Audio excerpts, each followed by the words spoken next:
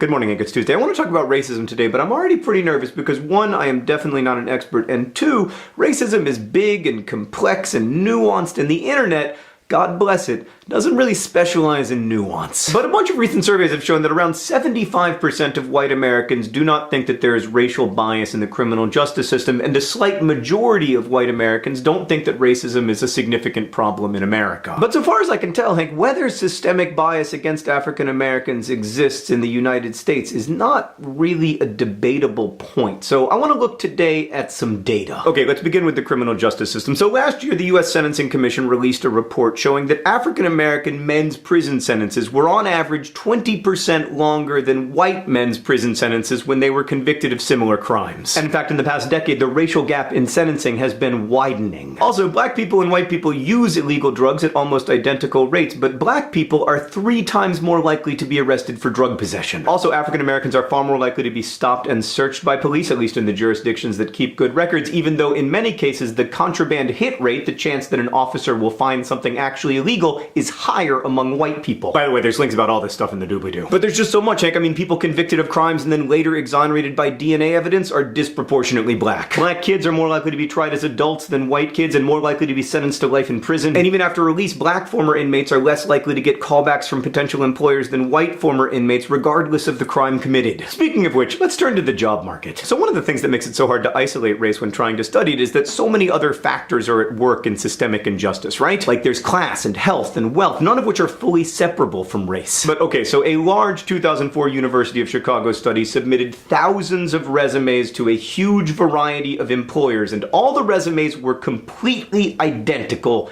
except for the applicant's name. It could be Emily or Brendan or Lakeisha or Jamal, and Lakeisha and Jamal got 50% fewer callbacks than Emily and Brendan despite having literally identical resumes. Hank, I'm pretty sure that's about race. In fact, studies consistently show racial bias in employment and hiring in the US and also around the world, but I only have 4 minutes, so links in the doobly-doo. In education, again, the evidence of systemic bias is pretty overwhelming. For instance, among American high schools with mostly black and Latino students, only 74% offer Algebra 2 as a class, just 66% offer chemistry. The percentages for mostly white schools are much higher. When it comes to healthcare, you could write a book about racial bias, and in fact, people have, but I'll just quote from an American College of Physicians report from 2010. Overwhelming evidence shows that racial and ethnic minorities are prone to poorer quality healthcare than white Americans, even when factors such as insurance status are controlled. And as the report points out, by some measures, including life expectancy, which is really the ultimate measure, the disparity has been increasing for decades. Now, I want to be clear that most of this research establishes correlations, which isn't the same thing as causation. Like, certainly the tremendous economic inequality right now in the United States is a factor in racial disparities. But then, of course, race also factors into class and economic status. Like, for instance, much of the racial wealth disparity in the US is due to inheritance. White people are far more likely to inherit money and land than black people are. And that's due in large part to the fact that for almost all of American history, it was basically impossible for African Americans to accrue wealth. Now, Hank, I'm obviously just scratching the surface here, but to deny the existence of systemic racism is to deny a huge body of evidence indicating that racial bias affects almost every facet of American life. Hank, the last thing I want to say is that while I think statistics and data are really important, I also think it's important to listen to the voices of people who have been affected by racism. Data is cold in a way that humans are not, and to really understand these statistics and their impact on the real lives of real people, we need to find ways to listen to those people. Hank, I've put together a playlist and some links in the doobly-doo as a start. Hank, I'll see you on Friday.